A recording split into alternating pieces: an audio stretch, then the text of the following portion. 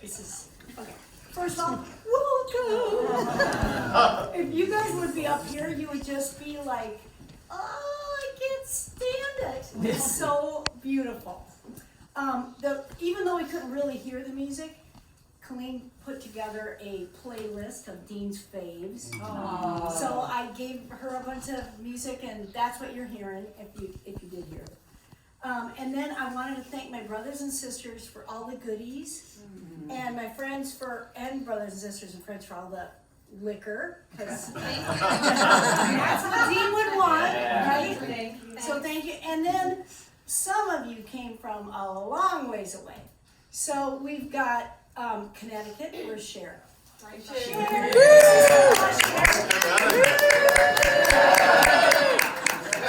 Where's my? There it is. Okay. And then Randy came from Wichita. Cousin Randy. And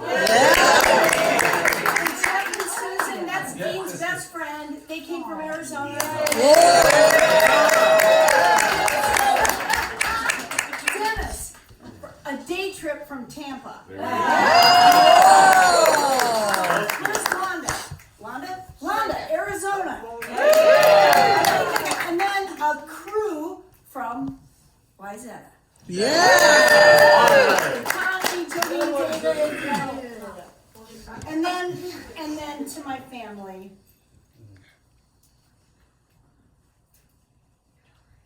It's okay. I need tissue. I know. What would we do without each other? And I want you all to know, even the littles. Oh, Debbie's on it. Oh, thanks. These are the times we treasure each other the most. Okay? Just remember that shit, okay? And Sparkie right now is so happy. I was just talking to him when I went into the bathroom, and I'm like, this day is for you. And he's so happy right now. So here's a rundown of what we're going to do. So first of all, let me introduce Deacon Rick. Some of you know that we were members of St. Bart's for like over 20 years. And really quite involved. I was in a church choir. We did a bunch of fundraisers. I mean, all sorts of things. Connie sat next to me in choir forever. Oh yeah, it was so great. I did get a card from Richard, by the way. I did. Yeah. Okay. Anyway, but then we met with Deacon Rick, Nettie, and Elliot, and I met with him last Saturday to kind of talk about the tone of what we wanted to have today and the rundown and all that. And in the middle of all that and all that conversation, which was actually a huge therapy session, don't you agree? It's like an hour and a half of talking about how much we all love each other and all that. Deacon Rick actually baptized Elliot 24 years ago. Did you just forget his age? Yeah. No, he wasn't baptized at 25. You were like, a few months. Okay. And the funny thing was, so I reminded Deacon Rick, because you've done hundreds and hundreds of baptisms. Thousands. Millions. And I said, well, Deacon Rick, you baptized Elliot. And he looked at Elliot and goes, well, did it take? No. Oh no. Hold on. Wow. Kneel. Okay, so here's kind of the rundown. Deacon Rick's going to start it off with some prayers and thoughts and things like that. And then I'm going to try to play this song that I've been practicing for like on and off. 8 months. It's not that good, but yeah. But like 8 months. And I'd be over there on the piano playing this, and Dean would be sitting right where Cher is on the couch, and I'd play it, once or twice a week or whatever. And then finally, about a month ago, I said, you know why I'm playing that song? And he goes, no, but it's really pretty. And I said, well, I'm playing it so I can play it for your service.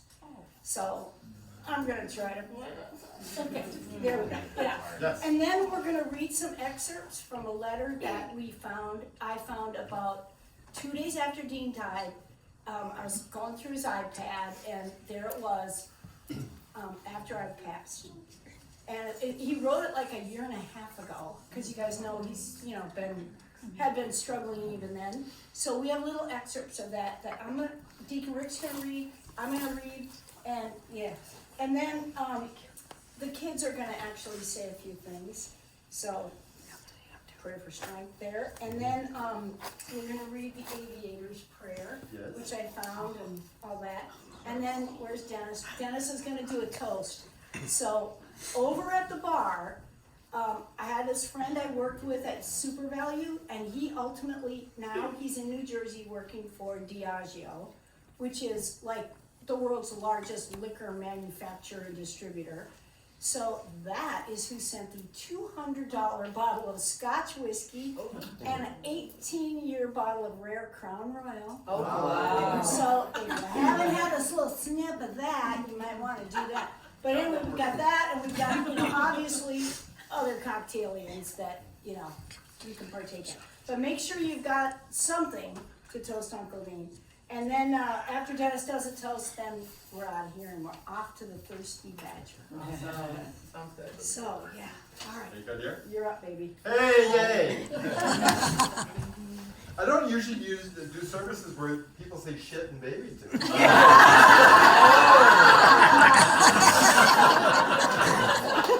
You're much prettier than the priest I work with.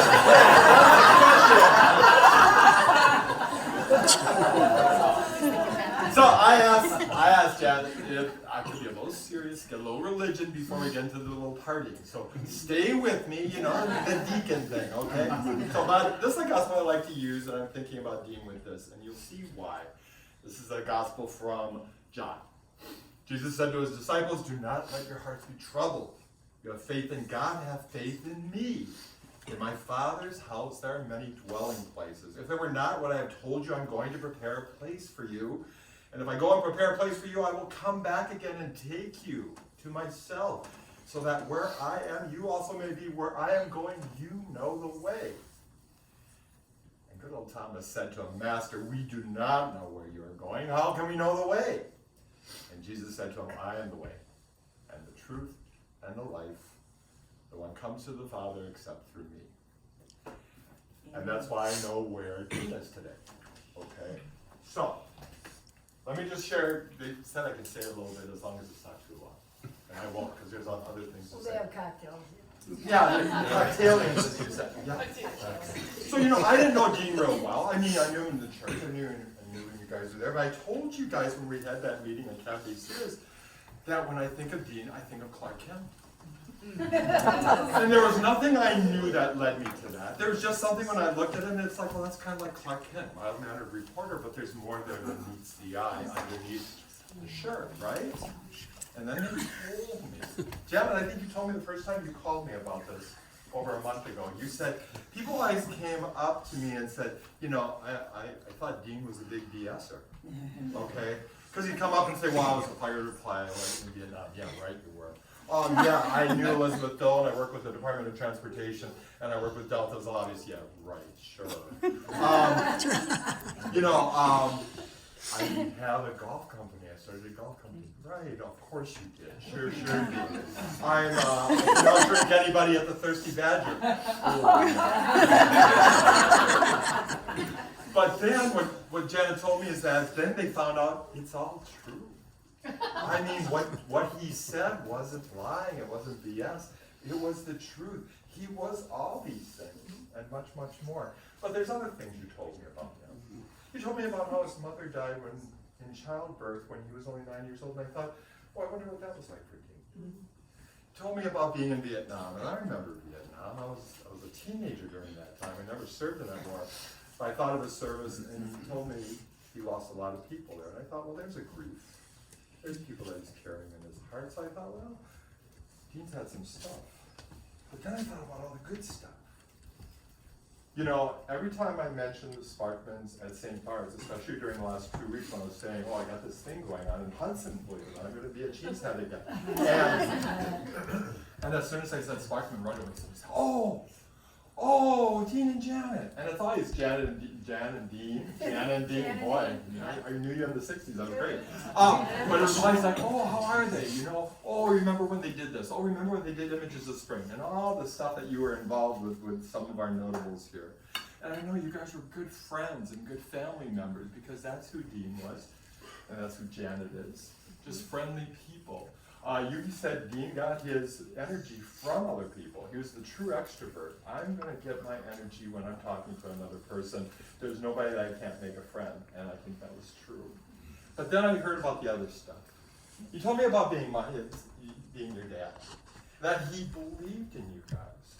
You know, he believed in all of you guys too, by the way. He was one of those people that just said, you know, I believe you can do great things. I believe you can accomplish things. You're not a failure, you know. He believed in that. He held you to that standard. Sometimes that's probably pretty hard to meet up to that standard. But you strove for that, and you knew that he had your back. But what you guys told me, besides the fact that he's a good father, is how great you were.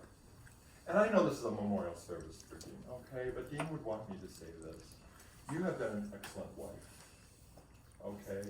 I think, from what I know of Dean, and thinking of these last few years, you even told me he said, oh, I have to take care of Janet. But he couldn't. And he's one of those guys that would want to take care of you, but instead you had to take care of him. And you did. And you know, I do so many marriages, I love doing weddings at St. Bart's. But you know, when they stand there and they say, I promise to be true to you in good times and bad, in sickness and health, sometimes they don't always follow through with those vows. Because I hear years later, well, no, that didn't work out. You followed through. And so did Dean. And I remember, God, he had a sense of humor even during hard times, and he said to you, you know, Jan, this is going to kill me. But not today. But not today. And then he'd keep on going on and keep on going on, and you kept on smiling, and you kept on being positive in his life. And I love what you said. You were going to put on the gravestone for both of you. It was fun while it lasted. Yes, I think it was. But here's what I'm going to sing. Here's what I'm going to sing in closing so that we can hear you play. Oh, good. Yeah, it's going to be great. I have this image. I have this image of Dean. I see him going right to heaven, by the way.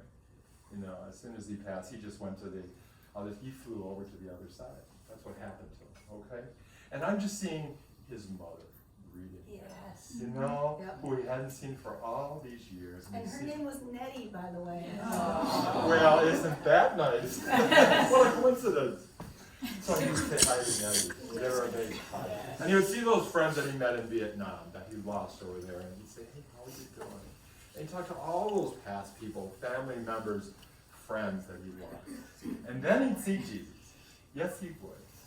And Jesus would come up to him, probably sketch him a salute, with a smile, and say, well done, good and faithful servant. Well done, captain. Welcome to the kingdom of heaven. That's what I believe for Dean Sparkman. Now, given that he was a flyboy, and given that there is a great song about eagle's wings, I think we're all going to support her, even if there's a clinker, right?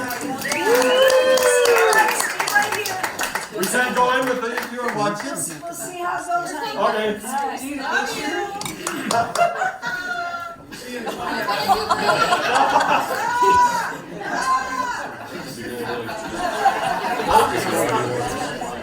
Oh boy.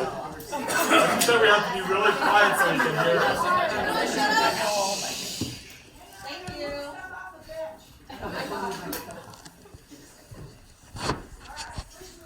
Good luck.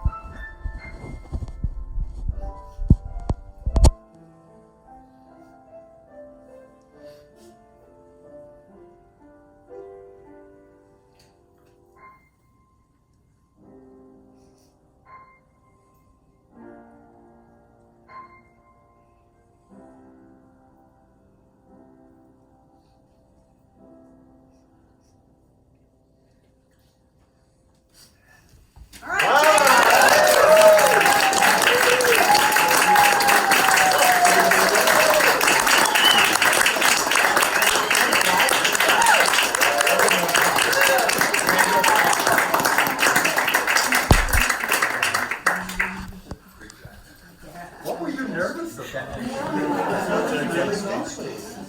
That was on Eagle's Wings for those of you who don't know. I did my Uncle John because, of course, it's appropriate. Wow.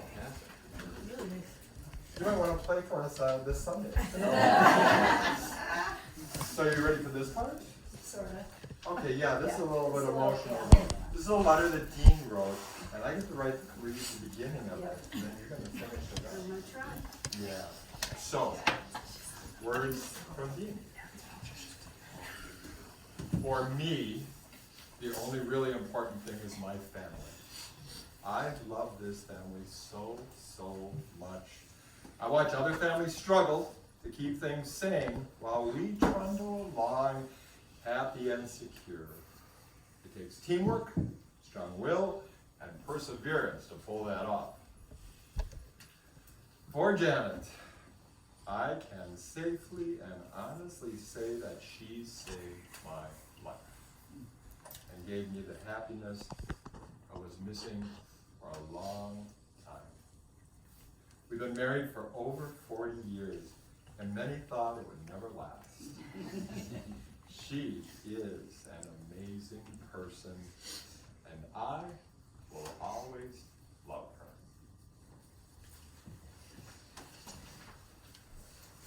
her. For Nettie, I wish you love and success. Nettie has that unique confidence few people her age obtain. She's a natural born leader. Nettie is on her way, and the future is bright. For Elliot, he is a caring, compassionate, very smart, and fun guy. Elliot has a real future ahead of him that will be successful and rewarding. There is no doubt that he will succeed. My son, who I have total faith in, love more than words, is on his way too. Wow, well done. Thank you. Brutal. Brutal. Ah! Okay. Yes, she wasn't sure if she was going to be able to do that. Yeah. That's pretty That's- sentimental. And you guys, unfortunately, have to follow Get that. up. I know. Yes, you do. But if it wasn't obvious, I think you already know, and Dean was very proud of being married to Janet, but he was also very proud of his children, and he anticipated new life. And he'll be around for that new life. He's around here today. I really believe that. He's floating around. And he's going to be there at that birth, and he's going to be there at that baptism. So that's stuff to look forward to. Yeah. But are you the one that was brave enough to go first? Yeah. Okay. Well then, folks, let's hear from them. Yeah. Okay. It's brutal. So, Dad and I, he talked to me a lot individually outside of you and you about what he wanted for our family and what he wanted specifically for you. And he had a conversation with me about what he actually wanted to say if he could be here today. And so I'm going to do that for you guys, because I just want to talk about it. He wanted you all to know how much he loved you all. He loved you all so much. And he wanted you all to know that you guys taught him, what family meant. He didn't really know that until he married you and he got the opportunity to have your family. And all of you helped him be a very, very good father. He was a wonderful person because of the love that you all gave him. And that meant more to him. Like he said, family is the most important thing. That meant more to him than anything else in this life. It was the love that you all gave to him. And he wanted you to know that. So, it's a little bit from my dad. Told him I'd say that. Fucking brutal. Another word you don't usually hear.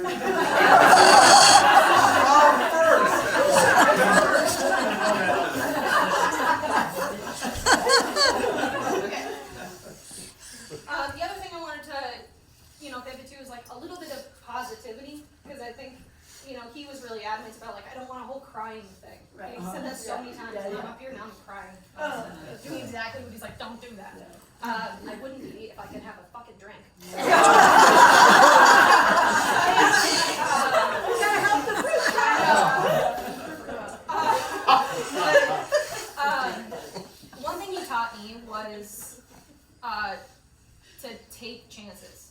man to really live life. I mean, he lived the lifetime of like 60 men. I swear to God. Like, he had so many experiences shoved into one life that it's kind of alarming. Like, when you hear the stories that he talks about, the stories that you talk about, or whatever, people tell us, family, friends, whatever, you're like, how the hell did he even do this in 80 years? Like, I don't understand how you shoved that much life into, and he lived. Like, he really lived. And he taught me that. It's like, take the chances. Go out on a limb, it'll be worth it. Because at the least it doesn't work out, but at least you experience something and you learn. And anytime I did that and it didn't work out, he was there to catch me, talk me through things. He was always very stable, which was very nice, as I'm sure you've all experienced. And the other thing he taught me was just to really love our family. You taught me that too.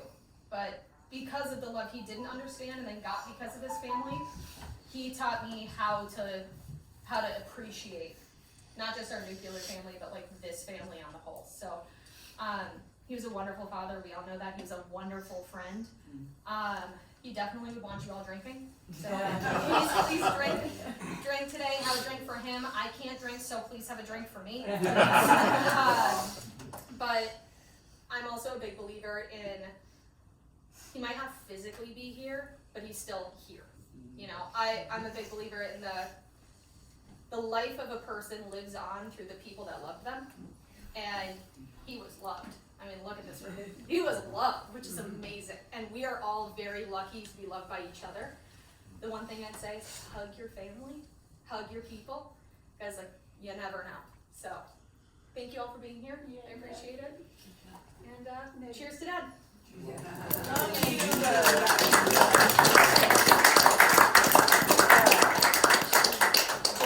Thank you. So I've been thinking about how this exact moment would feel for the past 5 years, so I decided to organize my thoughts because it's too important to wing, you know?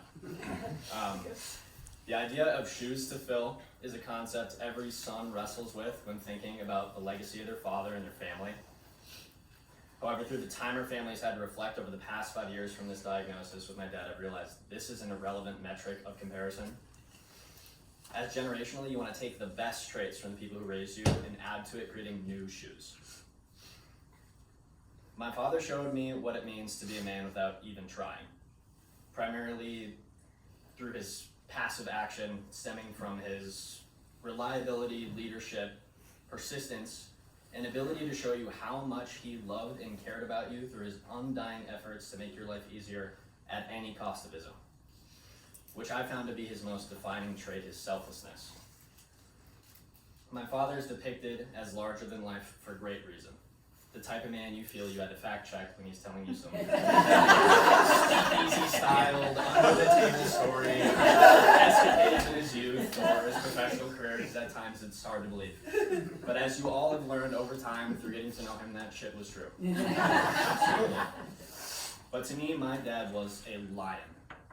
For many reasons, but primarily for his bravery and his pride. A man who in his prime, as you can see from these pictures, was a freight train confidence backed by his charisma and intelligence. And my dad found a way to pack more experience and adventure into 80 years than most men could do in double or triple the amount of time.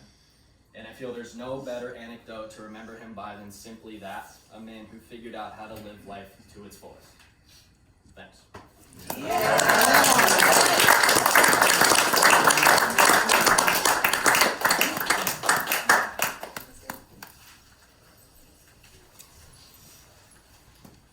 And now before we hear from the thirsty badger. The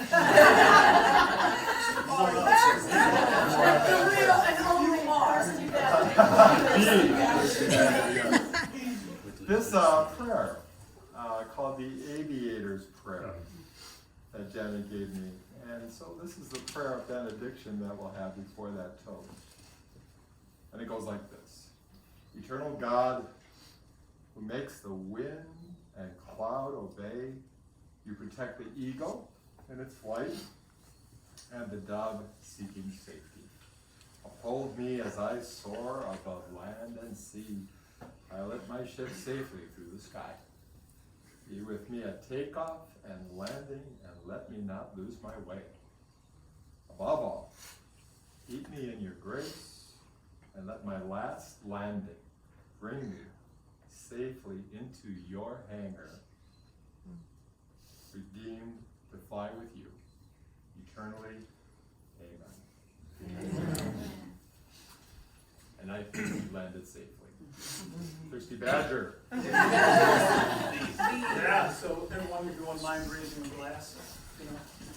Danny, you can come up here if you want. Yeah, everyone wants to see it, right?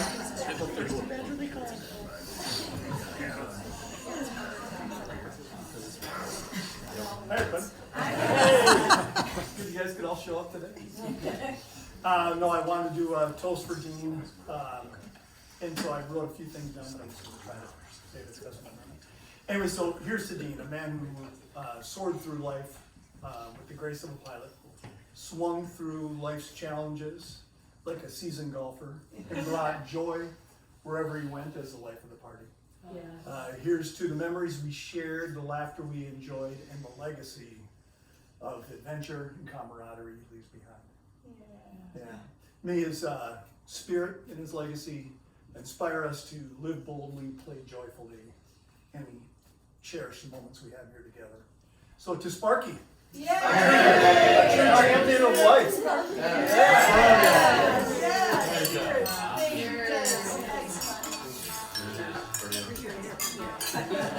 Right there.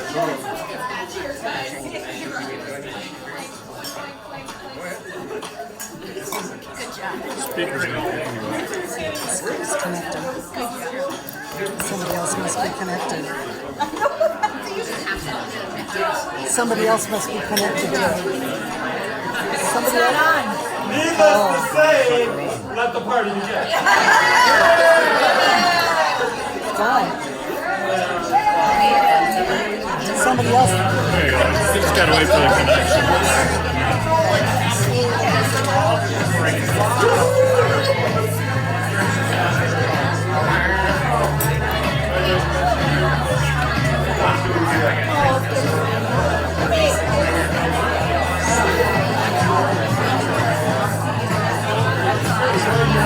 We're good. We're helping.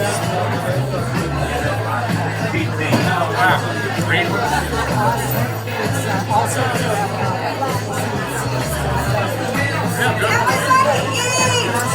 Really good.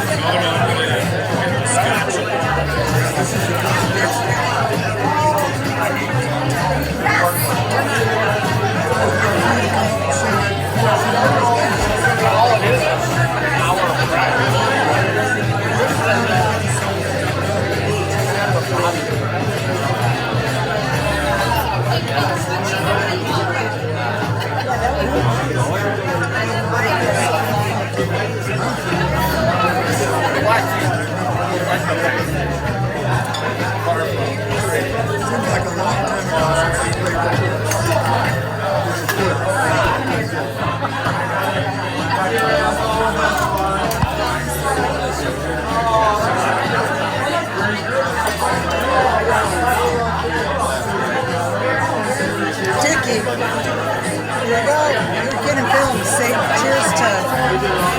Are you filming stuff? Yeah. Look right up there. Yeah. Cheers to That's Sparkie's.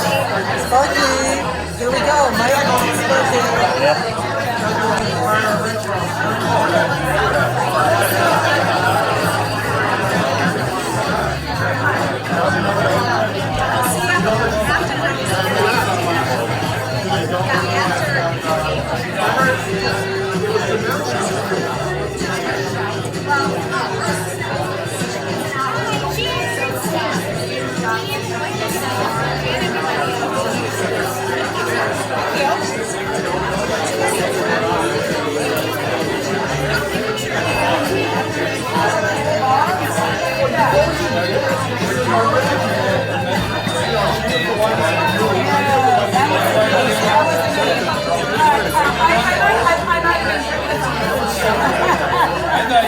Thank